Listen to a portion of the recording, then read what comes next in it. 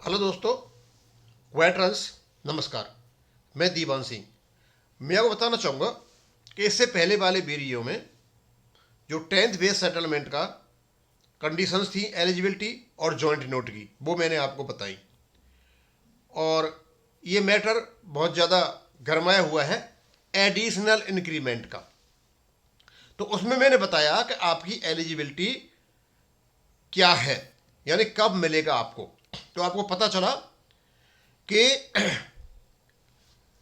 जो 10वां base settlement था वो 1/12/2012 से लागू हुआ था और उसमें एक एडिशनल इंक्रीमेंट दिया गया था।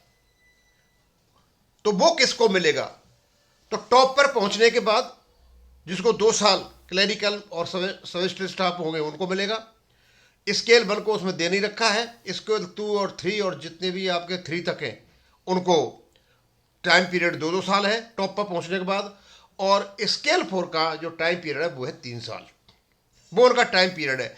अब ये लेटर दे रखा है यहाँ पर इंडियन बैंक एसोसिएशन ने इसका एक क्लैरिफिकेशन निकाला था। उन्होंने स्पष्ट कहा था कि जो रिटायर हुए थे 1/11/2012 से लेकर के 30/4/2015 तक, ये उनको मिलना है, लेकिन मिलेगा 1/5/2015 से। तो यहीं देख लेते हैं 10th बेस सेटलमेंट में सिग्नेचर हुआ था ये 25/5/2015 को।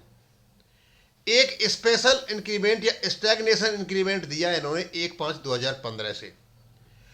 अब जो सर्विस में थे 1/5/2000 उनको तो मिल गया, दूसरों को नहीं मिला। उसके बाद जो बेस सेटलमेंट अप्रूव होना था, एप्लीकेबल था 1/11/2012 से। जब इनको छोड़ दिया गया कि बेस सेटलमेंट तो 1/11/2012 से होना था, तो बाद में इन चीज़ों को उठाया गया और बाद में इनको रखा गया कि 1/11/2012 से लेकर के 30/4/2015 तक इनको जो रिटायर हुए हैं ये एप्लीकेबल हो जाता है, क्योंकि 10th बेस सेटलमेंट यहीं से लागू हुआ था। और यहां से लेकर के यहां तक इसको नोशनल स्टैग्नेशन इंक्रीमेंट मिलेगा, यानी उनको यहां से कोई फायदा नहीं मिलेगा, लेकिन इसका फायदा मिलेगा 1/5/2015 से। अब मैंने कंडीशन एलिजिबिलिटी पहले ही बता दी है कि ये एलिजिबल लोगों के लिए है।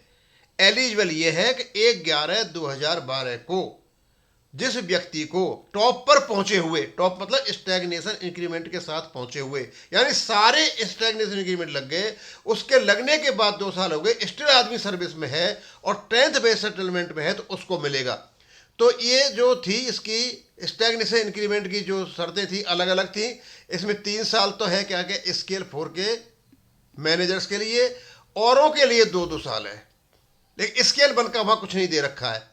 लास्ट इसमें क्या है? एलिजिबिलिटी। इसमें एलिजिबिलिटी इसमें 2 और 3 साल की है और मस्ट बी इन सर्विस, और आदमी सर्विस में होना चाहिए, तो आपको स्टैग्नेशन इंक्रीमेंट मिल जाएगा। अब बिल्कुल साफ सुथरा हो चुका है। पहले अप्लाई करने से पहले अपनी एलिजिबिलिटी देख ले कि क्या मैं 1/11/2012 से लेकर के 30/4/2015 के बीच में रिटायर हुआ हूँ। हाँ तो हाँ, तो ठीक है। क्या मैंने सारे के सारे स्टैग्नेशन इंक्रीमेंट ले लिए हैं? हाँ मैंने ले लिए हैं। इसी बीच में जब सर्विस कर रहे हो तो आपका जो स्टैग्नेशन इंक्रीमेंट जो आप लिया था सबसे वाला, उसके बीच में क्लरिकल स्टाफ और सब स्टाफ को 2 साल, ऑफिसर स्केल 1 का कुछ दे नहीं रखा है, स्केल 2 और 3 में 2-2 साल और स्केल 4 में 3 साल हो चुके, तो आपको ये एलिजिबिलिटी बन जाती है। इसके अलावा नहीं बनती है। स्केल 1 में तो कुछ भी नहीं दे रखा है, स्केल 1 का तो खाली छोड़ रखा है, वहाँ केवल और केवल स्केल 2, स्केल 3 और स्केल 4 के बारे में कह रखा है। तो स्केल 4 का टाइम 3 साल है और सबका 2-2 साल है।